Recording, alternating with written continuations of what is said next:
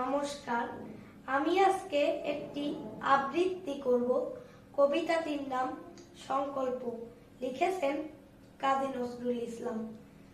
থাকবো না কো বদ্ধ ঘরে, দেখবো এবার জগৎটাকে কেমন করে ঘুরছে মানুষ যুগান্তরের ঘূর্ণিপাকে।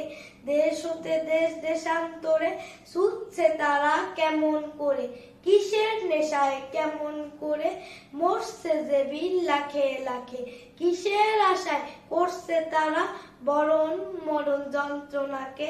হাওয়াই চড়ে যায় যে থেকে চন্দ্রলোকে অচিনপুরে, শুনবো আমি ইঙ্গিত কোন মঙ্গল হতে আসছে উড়ে। পাতাল ফেরে নামবো নিচে, উঠবো আমি আকাশ পুরে, বিশ্ব জগৎ দেখবো আমি আপন হাতের মুঠোয় পুরে।